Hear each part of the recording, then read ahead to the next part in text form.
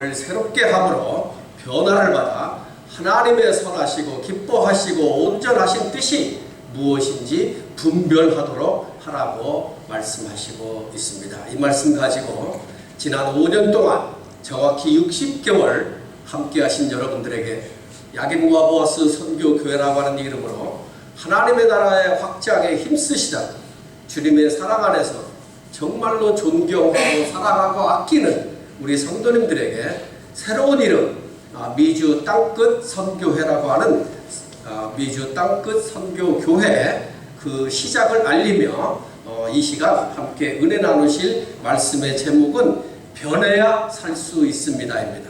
변해야 살 수 있습니다. 우리 함께 해보시겠습니다. 네, 이제 나왔죠. 자, 시작. 변해야 살 수 있습니다. 이 말씀 가지고 우리 은혜를 나누기를 원합니다. 최근 우리 사회는 기업을 경영하는 데 있어서 변해야 살 수 있습니다. 혁신만이 살 길이라고 말합니다. 그 말처럼 조직이나 또는 개인 그 차원을 변화의 촉구를 하는 메시지를 자주 접하게 됩니다. 그렇습니다. 우리의 인생도 변해야 살아남습니다. 성도도 변해야 살고 교회도 변해야 살아갈 수 있습니다. 발전과 도약을 위한 변화 말입니다. 이런 말들을 들었을 때 대부분 이렇게 생각들을 하죠. 그래, 맞아. 나도 우리 교회도 내 회사도 빨리 변해야 돼. 이런 반응을 보이게 되죠. 그러나 그 다음 단계로 그러면 뭘 어떻게 바꾸지? 뭘 어떻게 바꿔야지? 이런 질문을 스스로 하게 되면서 답답해지기 시작합니다. 남들은 급변하는 환경에 잘도 적응해서 변신도 잘하고 그렇게 잘 해나가는데 왜 나만 구태의연한 그런 자세로 정체 있는 것 같아서 자기 자신을 살펴보면서 불안감을 느끼기도 하죠. 무엇을 어떻게 바꿀 것인가? 이런 질문에 대한 하나님의 생각으로 생각의 틀을 바꾸어 볼 필요가 있다는 것입니다. 개인이나 조직이나 이런 변화를 통한 행동에 돌입하기 이전에 우리가 지금 갖고 있는 이 생각의 틀, 과거에 집착되어져 있는 이 생각의 틀을 여러모로 바꿔보아서 그래서 우리가 당면하고 있는 문제들을 해결할 수 있는 모색하는 그런 문제의 해답을 얻을 수 있는 길이 있다라고 하면 그 길을 추구해 나가야 하지 않을까 하는 것입니다. 사실 우리 속담에 변해야 산다는 가르침과 반대되는 말들이 있습니다. 예컨대 한 우물을 팔아 여기저기 전후좌우 눈 돌리지 말고 오직 초지일관 한 우물만 파면 물을 얻을 것이라는 속담이 있습니다. 그러면 한 우물을 파야 성공하는 것이 맞습니다. 그렇습니다. 그러나 이제는 그 우물을 어떻게 파느냐 하는 것이죠. 과거에는 조금 전에 보셨던 화면처럼 삽으로 노동력을 가지고 삽으로 안 하는 그 시대를 떠나서 이제는 기계를 사용해서 시축이나 천공기 같은 우물 파는 기계로 생각과 방법의 틀을 바꿔보자는 것입니다. 그래야만이 이 시대에 살아갈 수 있다는 거죠. 그러나 이런 가르침에도 선조들의 지혜가 담겨져 있는 것을 생각할 때 우리는 변해야 산다는 말을 무조건 수용할 수는 없다는 것이죠. 무엇을 언제 어떻게 바꿀 것인가 이것을 결정할 때 좀 더 신중을 기해야 한다는 것입니다. 바로 지금 이 자리에 서 있는 저가 바로 그 변화의 때 그 기로에 제가 서 있습니다. 그렇습니다. 변화해야 할 때 변화해야 살아남을 수 있는 것입니다. 변화해야 할 때 제대로 변화하면 남들보다 앞서갈 수 있습니다. 그러나 그 변화의 때를 놓치거나 그것을 외면한다면 도태되고 결국 살아남을 수 없는 것이 오늘의 현실입니다. 지난 주일날 점심시간에 저 밖에서 우리 코러스 메디칼 그룹의 스테판 김 선교사님이 자신의 스마트폰에서 이런 아이콘을 보여주셨어요. 다름 아닌 닥터고라고 하는 웹사이트였습니다. 내용과 방법을 제가 정확히 잘 모르지만 이렇게 발전되어져 나가시면 더욱 좋을 듯 싶습니다. 환자분들께서 웹을 통하여 영상 진료를 받는 내용입니다. 이미 카카오톡을 통해서 여러분들 해보셨을 거예요. 한국의 부모 형제들과 영상통화를 실제 하시고 계시잖아요. 그것도 무료로 말입니다. 이 스마트폰 영상통화를 활용해서 환자분들이 직접 병원에 가지 않고 의사분들과 영상을 통해서 자신의 환부를 보여드리고 의사의 진료와 처방을 받아서 약국에 가서 약을 사서 복용함으로 말미암아 치료하는, 지금 여러분들에게는 다소 생소하게 느껴질지 모르겠지만 이미 오래전에 매스컴을 통해서 발표된 적이 있습니다. 이 작은 이런 것들이 변화에 부응하는 것입니다. 지금 현실화되고 있는 이 상황 속에서 우리 코러스 메디칼 그룹이 이 분야의 선두주자로 뛰고 있는데, 바로 이런 기획이 이 시대에 부응하여 변화의 흐름에 적절히 대응하고 있다라고 하는 것이죠. 이미 이 사업은 시작됐다는 얘기를 들었습니다. 앞으로 시대의 흐름에 부응하지 못하는 저기 밖에 있는 조그만 가정주치의들이 경영하는 닥터 오피스는 죄송하지만 10년 이내에 문 닫을 거예요. 주님의 이름으로 새로운 사업에 하나님의 축복과 은혜가 충만하여 큰 사업으로 성공하여 정말로 하나님의 나라 확장에 쓰임받는 선교의 전초기지가 될 수 있는 큰 기업이 되시기를 이 시간을 빌어 주님의 이름으로 축복합니다.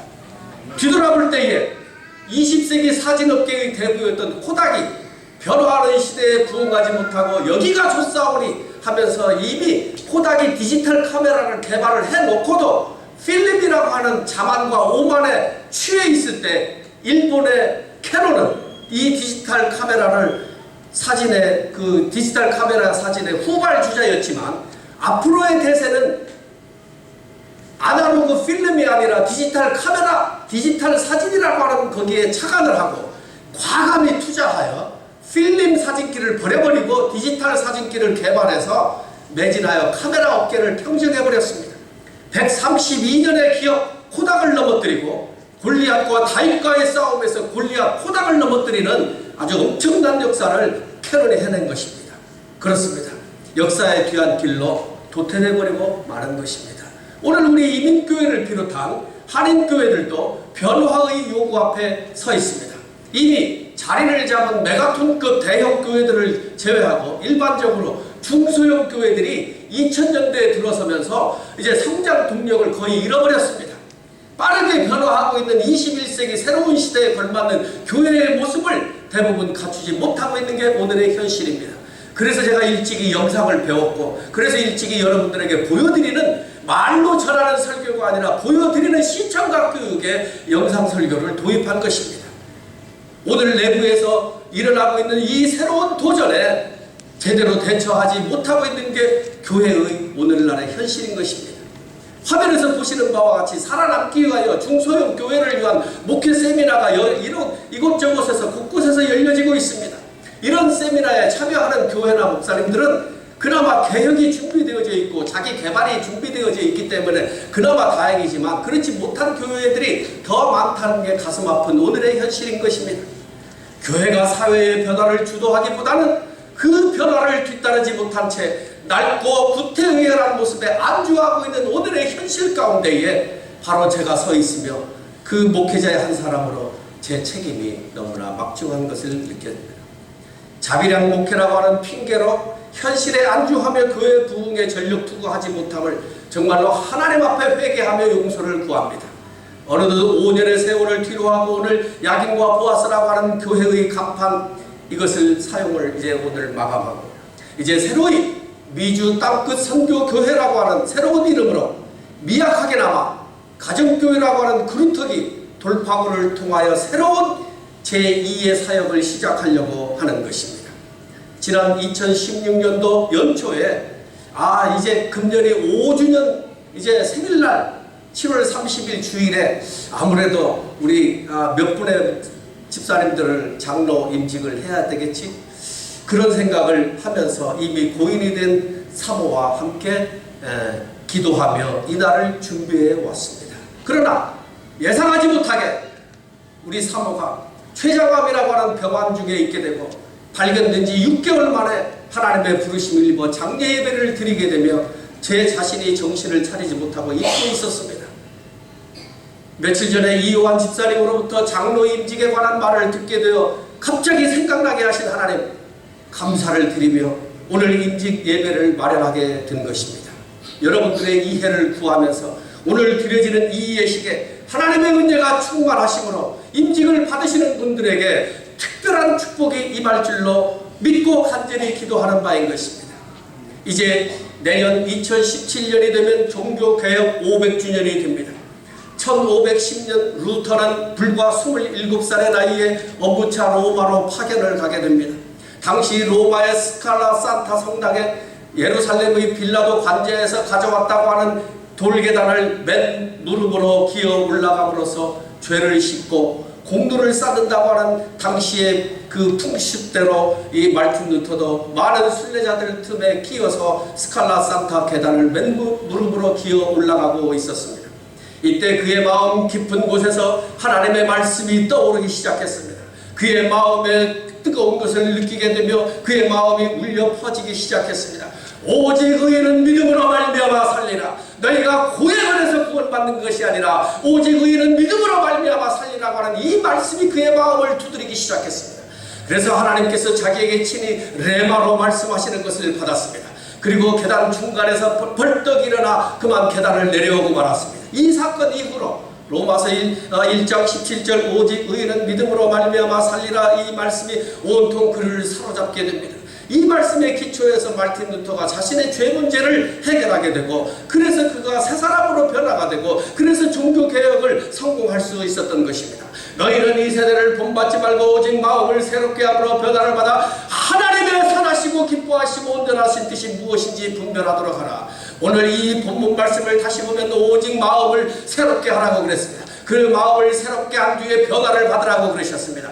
나의 변화에 몰두하라고 하는 말씀입니다. 다른 사람의 변화, 다른 사회의 변화 있기 이전에 내 자신 나를 향한 내 변화가 먼저 나에게 관한 관심을 기울여야 하겠다 하는 것입니다. 솔직히 저 자신도 아직 변화에 대한 정확한 로드맵이 마련되어져 있지 않습니다. 그러나 이제 가닥을 잡은 듯합니다. 지지난 주일에 이미 여러분들에게 밝혔듯이 이제 저는 미주 땅끝 선교회라고 하는 선교회를 조직하려고 합니다. 그 조직의 중심에 오늘 임직받으시는 분들이 그 조직의 기둥들이 되실 것입니다. 땅끝 선교회를 통하여 이스라엘 회복을 위한 저의 남은 일생을 바치려고 하는 것입니다. 왜냐하면 이스라엘이 회복되고 그들이 복을 받을 때에 우리가 복을 받을 수 있다라고 하는 것입니다. 하나님께서 아브라함을 부르신 하나님은 아브라함에게 복의 근원이 될지라고 축복을 주셨기에 그를 통하여 온 인류에게 복이 흐르는 강물의 근원이 되게 하셨습니다. 아브라함의 하나님, 이삭의 하나님, 야곱의 하나님, 그 야곱의 하나님은 바로 다윗의 하나님이요 다윗의 자손을 통하여 예수 그리스도가 이 땅에 탄생하는 줄기가 된 것이기 때문입니다. 이스라엘 민족이 예수님을 버려 십자가에 못 박아 죽임으로 그 징계의 결과 170여 나라에 온 세계에 흩어진 유대인으로 2000년을 살아왔지만 적과 꿀이 흐르는 가나안 땅에 이제 저들이 돌아와 이제 그들이 회복되어야 우리의 구원이 진정 완성되어질 것이기 때문인 것입니다. 진정한 구원은 우리 예수님이 부활하신 예수님이 다시 이 땅에 재림 예수로 다시 오셔서 그때 진정한 구원이 이루어지는 것입니다. 주님이 다시 오실 조건이 있습니다. 그 조건은 반드시 두 가지가 충족되어져야 합니다. 그 두 가지란 땅끝까지 이르러 주의 복음이 전파되어 이방인의 수가 충만하게 될 것이고 그 다음에 그 땅끝까지 우리가 증인이 되어서 그들에게 주의 복음을 증거함으로 말미암아 이방인의 수를 채워야 하고 두 번째는 예수 십자가를 매달아 죽인 유대인들이 바룩 하바 베셈 아도나이라고 하는 이 찬양을 저들이 부를 때에 주님이 이 땅에 오실 수 있다라고 하는 것입니다. 지금도 하나님은 아브라함과 약속하신 그 약속을 신실하게 지키시고 계시기에 살아가는 자녀에게 이스라엘 민족에게 선택된 이스라엘 민족에게 채찍을 드셨듯 그러나 채찍을 드셨지만 이제 그 채찍을 통하여 그 채찍을 거두어드리는 시기에 있습니다. 하나님의 모습을 유대인들이 십자가에 못 박아 죽인 그분이 진정 메시아임을 인정하고 믿음으로 고백하고 그리고 주님 앞으로 돌아오는 메시아님 주들이 점진적으로 그 수가 늘어나는 세상의 풍조를 볼 때 주님 다시 오시는 날이 가까워 오고 있다라고 하는 것을 우리가 피부로 느껴볼 수 있는 것입니다. 전 세계 1400만 유대인들 중에 600만 정도가 이스라엘에 거주하고 있다고 합니다. 그 전체 유대인 1400만 가운데 지금 크리스찬 개신교로 개종한 사람들이 약 30만 명이 있다고 합니다. 1400만 중에 30만이라는 것은 퍼센테이지로 약 2%에 불과한 적은 수지만, 정말로 미미하다고 볼 수 있지만, 주님 다시 오실 조건의 중요한 한 기둥이기에 성령의 강권적인 역사가 이스라엘과 전 세계의 유대인들이 자신들이 넘겨줌으로 십자가에 못 박은, 그리고 죽여버린, 그리고 그 죽은 예수가 3일 만에 부활하심으로 말미암아 그들이 그 부활하신 주님을 보고 바로 그분이 메시아였구나 인정하고, 이제 주 앞에 나오도록 모든 크리스찬들은, 먼저 믿는 우리가 그들을 위하여, 이스라엘 회복을 위하여, 유대인들의 회복을 위하여 기도해야 할 시대적 사명을 우리가 지니고 있는 것입니다. 그동안 한국교회를 비롯한 거의 모든 선교단체들이 이방인을 위한 영혼 구령 사역의 큰 본물처럼 이루어졌으나 이것은 한쪽에 치우친 것입니다. 성경은 두 조건이 충족되어져야만 된다고 분명히 말씀하시고 있는 것입니다. 그렇습니다. 이방인들의 수가 충만해질 때 이방인은 전 세계에, 지금 대한민국의 선교사님들이 175개국에 가 있는데 175개국의 많은 민족들이 다 예수를 믿고 예수 그리스도의 복음을 듣고 저들이 믿을 때에 한 그룹이 이루어지고, 유대인들은요, 유대민족은 이 전 세계의 이방인데 유대인입니다. 1400만 유대인들이 예수 앞으로 돌아오면 그때가 세상 끝날입니다. 많은 이단교회에서 세상 끝날이 언제라고 얘기하고 있지만 그때와 시기는 아무도 알 수 없다고 했습니다.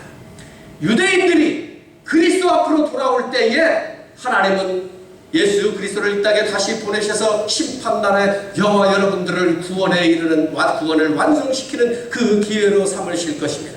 예수님이 다시 오실 재림의 조건은 로마서 11장 25절의 말씀대로 이방인의 수가 채워지고 이스라엘의 유대인들이 예수님을 메시아로 영접하며 바룩 하바 바셈 아도나이라고 하는 이 찬양을 부를 때에, 주님을 영접하는 유대인들의 수가 충만해질 때에 주님은 다시 오실 것이라고 약속하셨습니다. 믿으시면 아멘. 이방인을 자물통이라고 표현한다면 이스라엘은 그 자물통의 열쇠에 해당됩니다.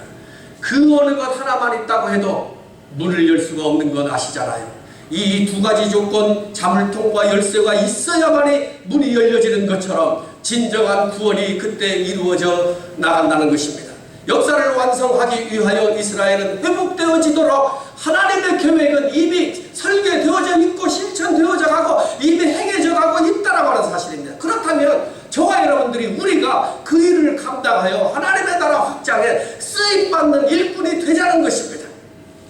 정말로 하나님께서 원하시는, 그래서 우리를 증인 삼게 하시고 그 사명을 우리들에게, 아까 우리 이제 찬양을 부르실 터인데 우리 데이빗 김 전도사님께서 찬양을 부르실 터인데 사명을 우리들에게, 저와 여러분들에게 그 사명을 맡기신 것입니다. 사랑하는 아내가 하나님의 부르심으로 먼저 가면서 마지막 부탁한 한마디, 우리 천국에서 다시 만나자였습니다. 기억나시는 분 손 한번 들어보세요. 천국에서 다시 만나자. 살았을 때 이 말을 분명히 했습니다. 여러분들에게 했어요. 그러기 위해서는 예수 잘 믿어서 구원받아 하나님의 나라에서 우리가 다시 반갑게 만날 수 있는 기회가 있다라고 하면 우리가 그 기회를 활용해야 되지 않겠어요? 그때를 기대하면서 그토록 사랑했던 아내가 저를 변신의 기회로 오늘 이 자리에 설 수 있도록 제가 탈바꿈하는 계기를 마련해 주었기에 감사를 드리고 고맙게 여깁니다. 그동안 이스라엘에 제가 관심이 많았습니다. 히브리 민족의 역사를 제가 공부하면서 출애굽 여정의 재발견이라고 하는 연구 논문을 제목으로 삼고 준비해 왔지만 아직도 그 뜻을 이루지 못했습니다. 그러던 중 아내가 지난 2014년도 자신이 하던 일이 정말 잘 되었습니다. 그 목표가 달성되었을 뿐만이 아니라 자기가 목적한 바 그 이상으로 초과했습니다. 그때 아내가 이집트와 사우디아라비아를 갔다 오자고 얘기했습니다. 당신이 진정 시내산의 위치, 그리고 출애굽의 역사, 히브리 민족의 그 뿌리들을 찾기를 원하니까 우리 가자고 그랬습니다. 그래서 정말로 그 우리 한국 사회에 센세이션을 일으킨 떨기나무의 저자 김승학 박사님을 찾아서 서울에 가서 일부러 만났습니다. 내가 출애굽 여정의 재발견 이것 가지고 연구 논문을 삼고 싶으니까 당신이 가지고 있었던 모든 자료, 사진, 그리고 당신이 가지고 있었던 모든 그런 자료들을 저작권에 상관없이 제가 마음대로 사용할 수 있도록 저에게 권한을 좀 주세요. 그랬더니 김승학 박사님이 너무나 흔쾌히 그렇게 하세요 이사무엘 목사님. 제가 모든 것 다 지원하고 모든 것 다 드리겠습니다. 목사님이 원하시면 제가 LA에 날아가서 LA 가서 세미나도 열어드릴 것입니다. 라고 약속을 하고 굳은 약속을 하고 기도를 하면서 헤어졌습니다. 그리고 지난번 아내가 병상에 있을 때 LA에 오셨습니다. 그래서 연락해서 만났습니다. 김승학 박사님 특별 기도하고 정말로 그 뜻을 잊어버리지 않게 하시고 그 뜻을 지켜나가달라고 부탁을 했습니다. 바로 그 뜻은 시내산의 출애굽 여정의 재발견, 바로 이 논문을 끝내라는 것입니다. 이것을 제가 잊어버렸고 그리고 뒤로 하고 잠시 생각지 못했던 그 일을 우리 앞에 오늘 임직을 받으시는 스테판 김 선교사님이 그 뜻을 다시 생각나게 하시고 그것을 다시 할 수 있도록 길을 열어주셨습니다. 하나님은요 저에게 잊혀질만 하면 누군가를 통해서 그 일을 생각나게 하시고 그 길을 열어주시는 모습을 저는 많은 여러 차례 경험했습니다. 모든 영광을 주님께 올려드리며 주님이 하시고 일하시고 계심을 피부로 느껴집니다.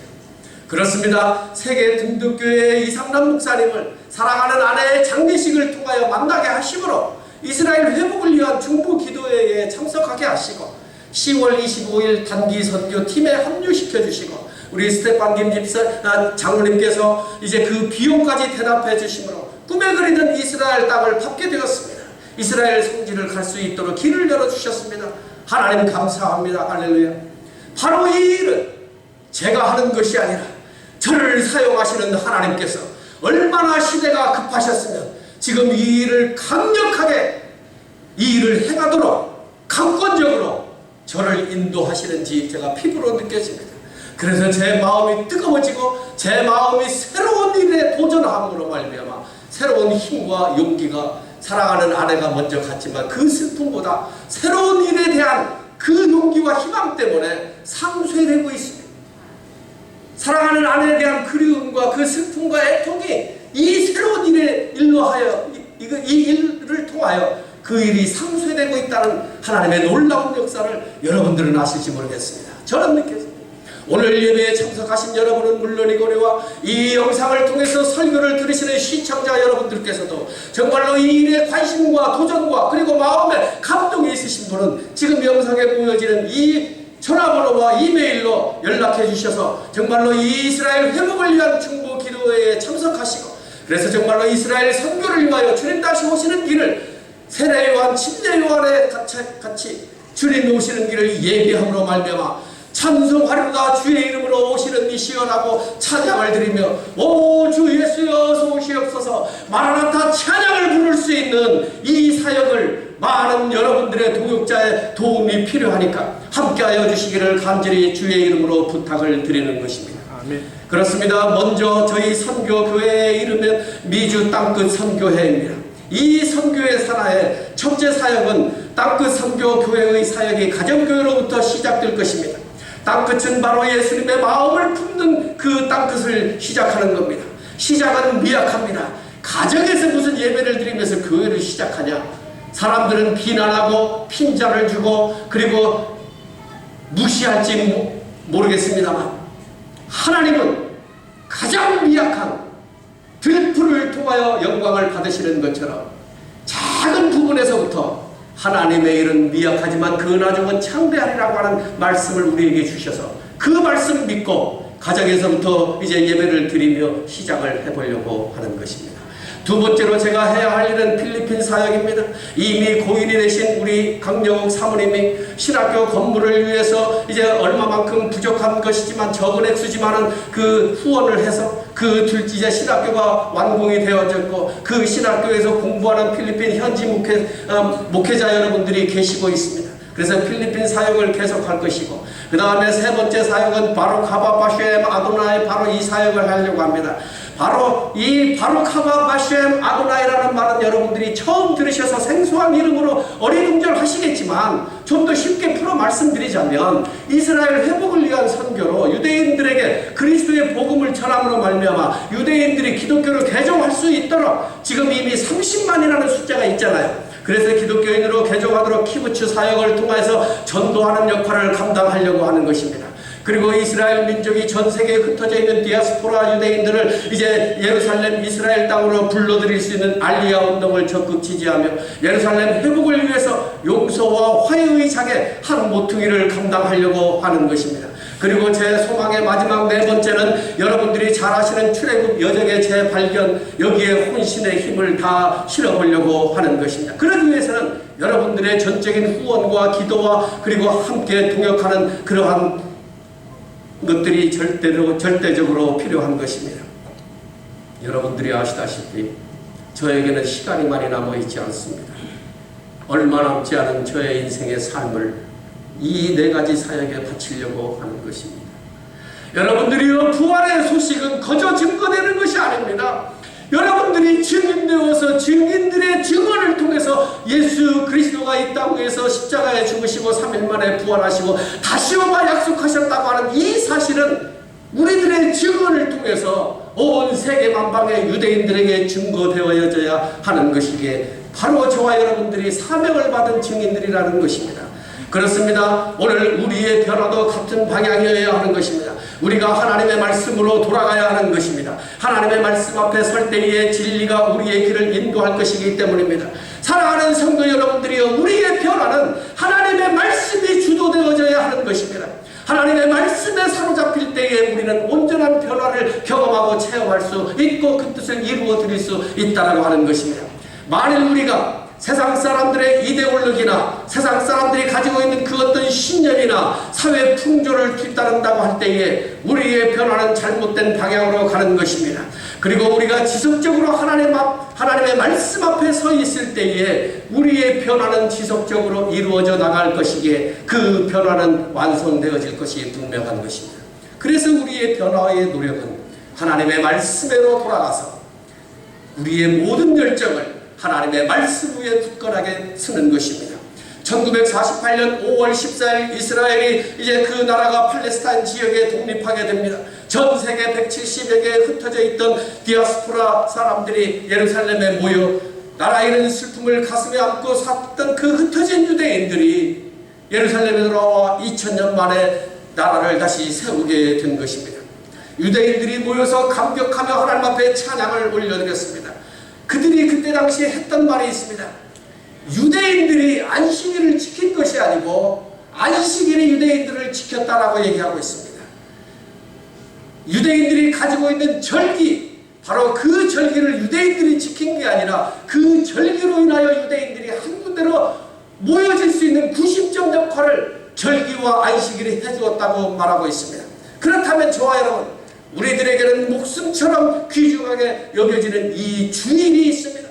교회에 2번, 3번 결석해보세요. 아니 조금 많게 서너 번만 결석해보세요. 교회가 멀어져 갑니다. 정말로 내가 크리스찬인지 크리스찬이라고 말할 수 없을 정도로 헷갈리게 되는 것이죠. 우리가 주일을 지키면 주일이 저와 여러분들의 가정과 저와 여러분들의 사업터와 저와 여러분들의 자녀를 지켜줄 것입니다. 그렇다면 우리에게 정말로 이 부활하신 주일이 얼마나 소중하냐 하는 것입니다. 그러기에 늘 강단에서 주일 성수를 강조하고 있잖아요. 주님의 이름으로 부탁을 드립니다. 그러면 언젠가 이렇게 고백할 날이 있을 겁니다. 내가 주일을 지킨 것이 아니라 주일이 나를 지켜주었다고. 아멘. 그렇습니다. 바로 그 주일 성수함으로 말미암아 하나님의 은혜를 통하여 내 자신과 가정과 사업터가 복을 받게 될 것이라고 하는 사실인 것입니다. 오늘 임직을 받으시는 여러분들을 비롯하여 우리 모두가 다 주일을 성수하며 하나님의 자녀로서 사명감을 가지고 하나님의 말씀에 순종하며 자녀의 권세를 누리며 사실 때에 여러분 자신과 여러분의 가정과 여러분의 사업터에 하나님의 은혜가 충만함으로 여러분의 영혼이 잘됨 같이 범사가 잘됨으로 말미암아 강건의 삶, 승리의 삶을 여러분들의 일생 동안 살아갈 것을 주 예수 그리스도의 이름으로 축원합니다. 아멘. 기도하시겠습니다. 감사하시고 고마우신 아버지 하나님, 감사합니다. 저희들이 무엇이건데 하나님을 아버지로 모실 수 있는 자녀의 권세 주심을 감사합니다.